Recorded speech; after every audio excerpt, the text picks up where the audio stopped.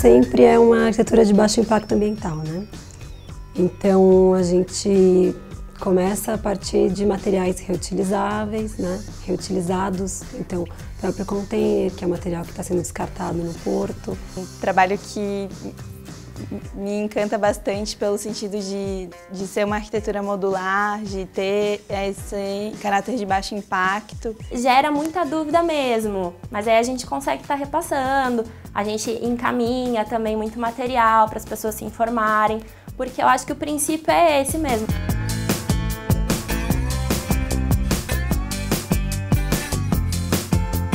E o que era descartado agora recebe uma nova destinação. E também replicar isso, só que, claro, que cada projeto tem que ter sua característica, tem que estar adaptado ao lugar.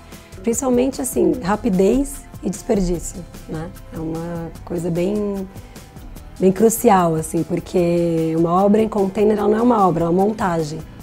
Essa casa ela foi feita de forma mais artesanal, então ela envolveu também pedreiro, tudo, né? Mas, em geral, a arquitetura em container é uma montagem. Porque se você olhar só para o container, para quem não está no meio, para quem não tem informação, você olha e te choca um pouco, mas quando a gente consegue inserir ele num contexto, fica muito mais claro para as pessoas que não estão no meio, né?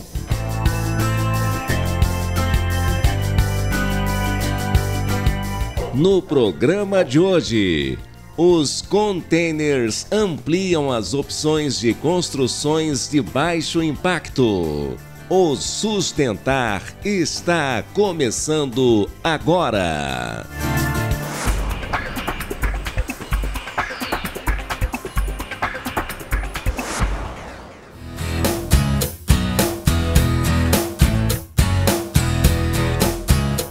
A diversidade de opções no uso do container faz com que ele ganhe espaço no mercado de Santa Catarina. No início as pessoas estranhavam um pouco, né? Antes de ver, principalmente. Quando era só uma ideia, as pessoas, mas que estranho, quem vai morar num container? E à medida que isso está se popularizando, as pessoas estão cada vez mais se interessando e aderindo à ideia, aderindo também à estética, que é uma estética diferenciada, né? É uma caixa, a gente não trabalha tanto a questão do telhado como uma construção convencional. Desde a época da faculdade tinha bastante interesse, assim, os primeiros projetos que eu fiz na faculdade já tinham container, por coincidência. E depois eu conheci a Lívia e me apaixonei pelo trabalho e fui dando continuidade, assim. Eu brinco assim, que é como se a gente brincasse de Lego, porque o container é uma pecinha, né? E aí você consegue ir associando de várias formas, você consegue fazer edifícios, container, um container, 2 containers associados entre si, com passarelas. Então as possibilidades são infinitas.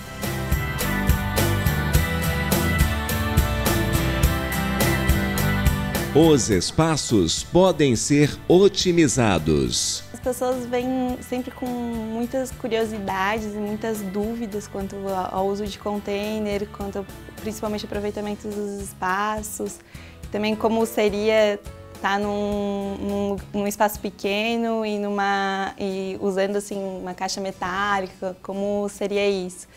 E acho que o mais importante, assim, quando a pessoa vê, ela se impressiona bastante, porque tem um retorno muito legal, as pessoas não imaginam o que dá para fazer e quando vê ficam muito impressionadas, assim. A gente costuma trabalhar bastante essa questão da otimização do espaço, por serem espaços pequenos, então a gente procura não focar, digamos, num espaço, por exemplo, um quarto. A gente tem um quarto para visita, mas num espaço reduzido, esse quarto para visita que você recebe esporadicamente, não pode ficar reservado necessariamente para uma visita. Então a gente tenta trabalhar a dupla funcionalidade nesse ambiente, trabalhar com móveis funcionais também, que você consegue estar adaptando, com uma certa ergonomia também. Ergonomia hoje em dia a gente usa muito, né, porque a gente consegue fazer essa melhor adaptação do espaço mesmo. E no container, como a gente faz projetos mais individuais, a gente consegue realmente trabalhar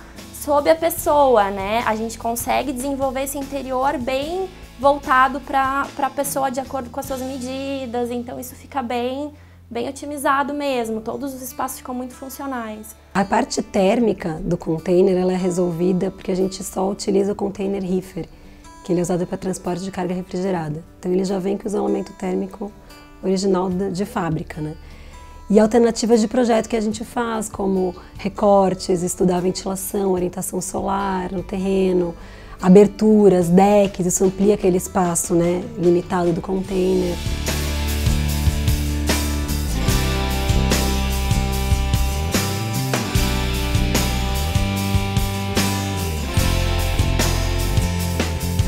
A seguir, em Santa Catarina já existem construções que se utilizam de container.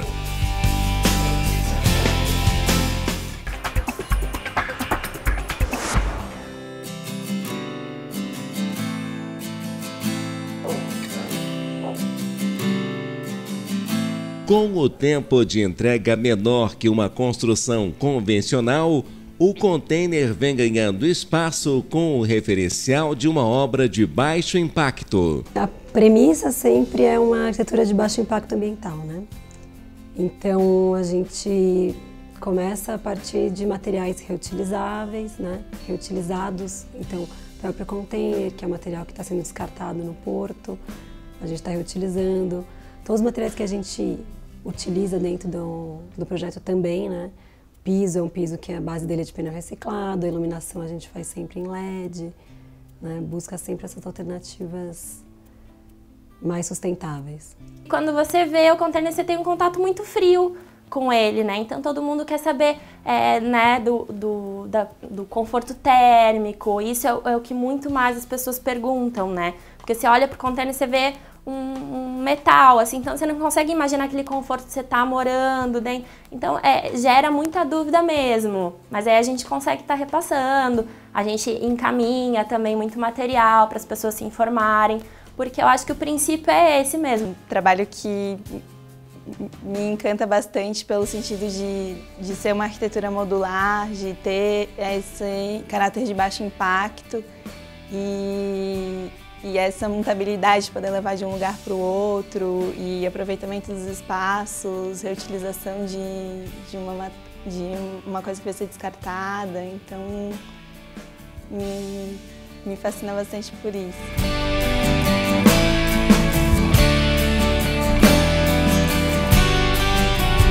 A gente consegue ligar, trazer o container para dentro de um contexto, as pessoas conseguem enxergar isso de outra maneira.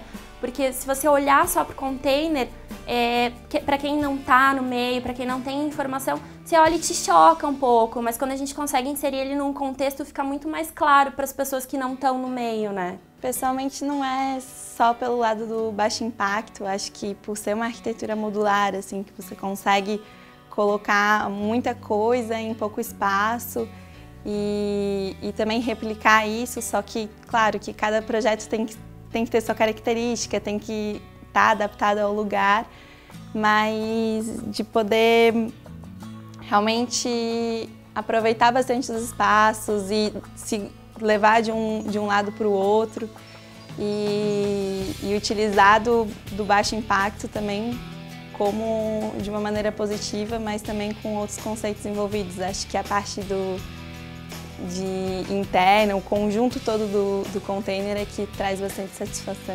Principalmente assim, rapidez e desperdício, né? É uma coisa bem crucial, assim, porque uma obra em container ela não é uma obra, é uma montagem. Essa casa ela foi feita de forma mais artesanal, então ela envolveu também pedreiro, tudo, né? Mas em geral a arquitetura em container ela é uma montagem. Então isso se reverte em rapidez.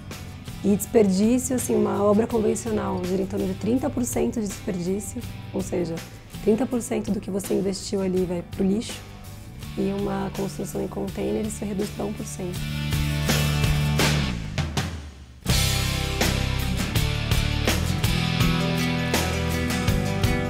Acho que o principal diferencial é o tempo, tá? Usando uma arquitetura de baixo impacto num tempo reduzido, então evita um canteiro de obras, evita muita gente envolvida, consegue receber a casa ou o módulo rápido e também chamar atenção de certa forma por ser uma arquitetura diferente, por ter um caráter único e realmente diferenciado, assim. Eu acho que todos nós buscamos no mundo uma forma de fazer diferente, assim, sabe? E na minha profissão é o que eu persigo, assim. Então, essa arquitetura, que eu acho que a gente está retirando material que seria um lixo, né? Tá conscientizando as pessoas, trazendo alternativas sustentáveis, isso é uma forma de realmente fazer a diferença no mundo. Eu acho que as pessoas ainda têm muito preconceito quanto à questão térmica, de ter medo de que não vai funcionar, de que o container é de metal, mas a gente usa já o container apropriado para isso. E eu acho que realmente comprar a ideia do conceito, assim, as pessoas falam muito em arquitetura sustentável, de baixo impacto, mas acabam ainda restringindo pelo preço, e não só pelo preço, mas acho que comprar o conceito mesmo. E eu comecei a acompanhar essa história. Nesse meio, sempre me interessou muito, acho o conceito super bacana, principalmente nos dias de hoje, que a gente trabalha bastante, né, com esse reaproveitamento, com material de baixo impacto. Então eu sempre achei a ideia muito legal. Com o tempo de trabalho isso está crescendo, sabe? Hoje eu vejo as pessoas procurando muito mais uma casa sustentável porque elas querem isso, porque elas buscam isso, né, como opção de vida, assim. Então isso que a Ferraro busca. A Ferraro Container Habitat, ela busca trazer isso para as pessoas, realizar o sonho, né? Porque a casa é um sonho da pessoa, né? Mas sempre dessa forma, assim, respeitando o meio ambiente, colaborando para a paisagem urbana. Eu acho que Santa Catarina tem um mercado bem favorável, assim, porque a gente tem vários portos aqui, então questão com containers, para trabalhar com isso fica muito fácil, tudo muito perto da gente, Itajaí está a 100 km daqui, que é onde tem nosso parceiro, então acaba facilitando bastante. Mas atualmente, esse ano está um período mais complicado por outras razões, mas acho que tem tendência de crescer bastante, assim.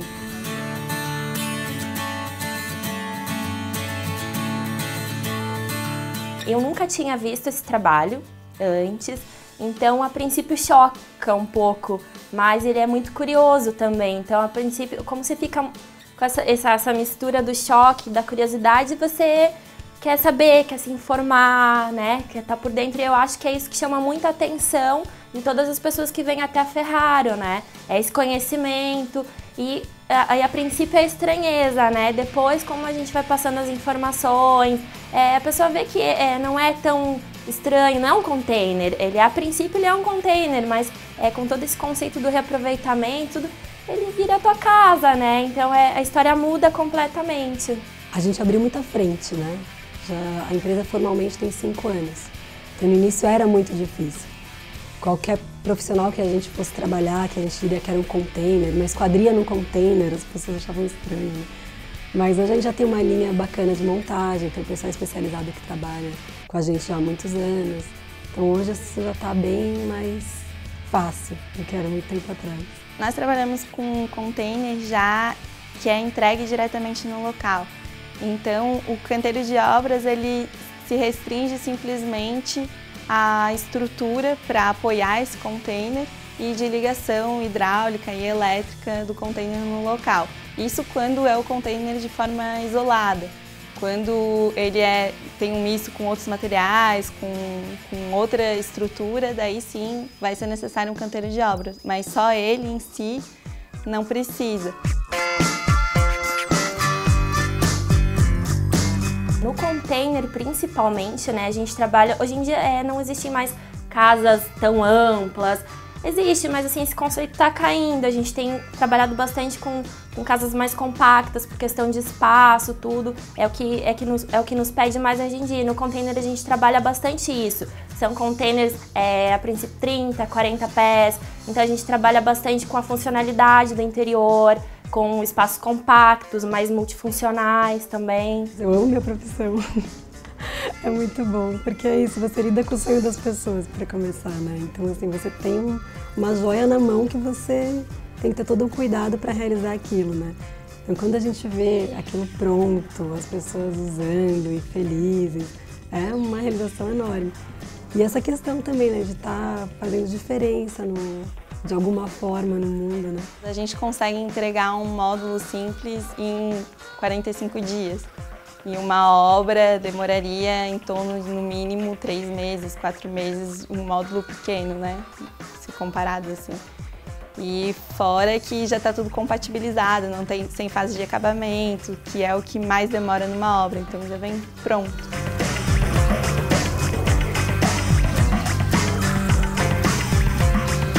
Antigamente, os containers eles eram usados para depósito de material de obra, né, um almoxarifado numa obra. E hoje, assim, existe o uso residencial, que está sendo bem difundido, muito bacana, mas também ele é muito legal assim, para lojas. Por exemplo, se você aluga um terreno, coloca a sua loja ali. Aí o ponto não funciona mais, você muda a sua loja de lugar, né? Então, essa parte de ser itinerante é muito interessante, né? Ele é feito todo fora do local e traz direto. Então, assim, como a gente faz em um local próprio para isso, já tem otimização dos materiais, já se compra, se não usa em um container, vai usar em outro. Então, tem uma otimização de materiais, tem uma otimização de mão de obra, de tudo, para que tenha um menor impacto e menos desperdício e uma agilidade também no processo, né? E outra questão que é um nicho de mercado excelente é para plantões de vendas de empreendimentos imobiliários. Porque as construtoras hoje, elas constroem um plantão de vendas em drywall, que é aquele gesso acartonado, né? E aquilo depois no final das obras vai tudo para o lixo, o investimento e o material. Então, quando o pessoal usa em container, eles reutilizam em várias obras diferentes. Isso a gente já faz e tem um resultado super bacana.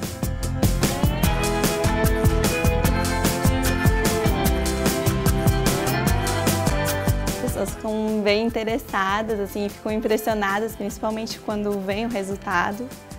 E tem uma aceitação bem legal, assim. Quando você olha o container vazio, o cliente normalmente ele acompanha todos os passos, né? É diferente quando você vê uma obra pronta. Por exemplo, a gente tem muitos clientes que olham os projetos prontos e não conseguem nem imaginar que aquilo é um container. Lógico, a gente trabalha, o container ele parte de um princípio de linhas mais retas, né? Uma fachada mais reta, linhas puras.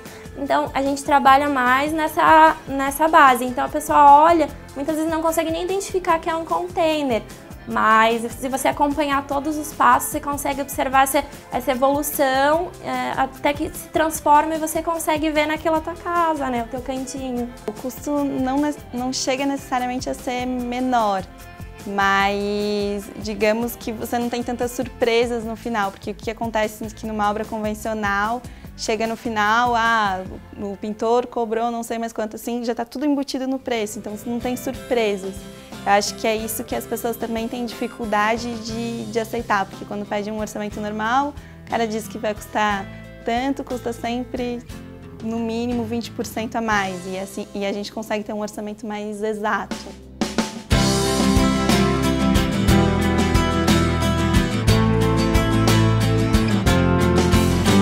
A seguir, como foi implantada a pousada de forma que não interferisse na mata nativa da região.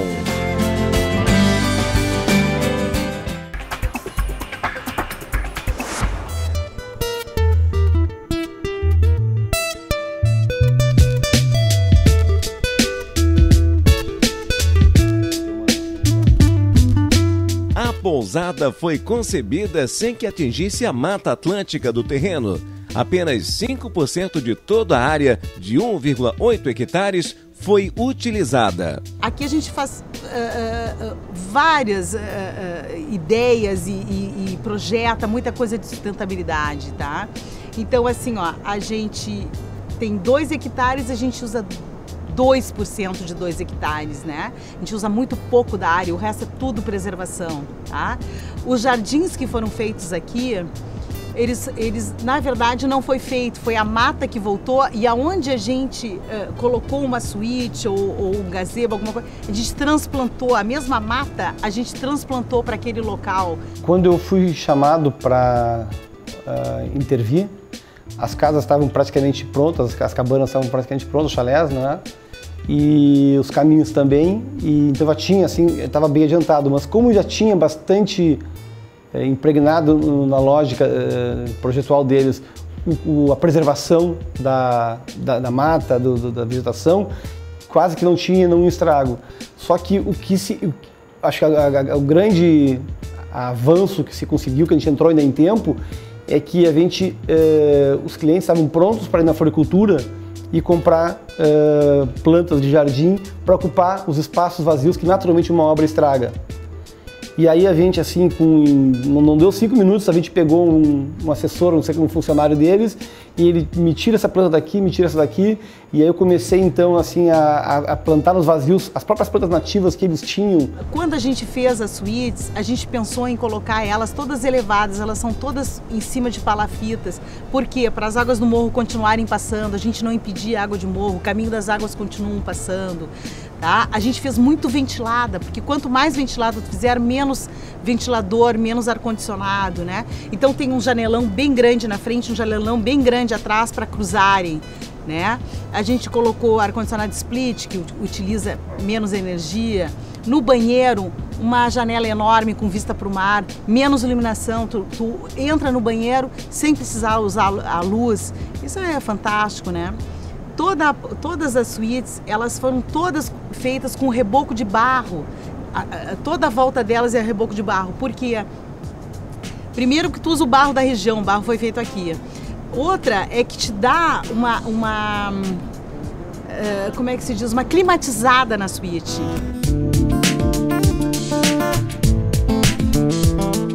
Quase todas essas plantas de meia sombra e de sombra, elas se multiplicam vegetativamente, por multiplicação de toceira, digamos, né?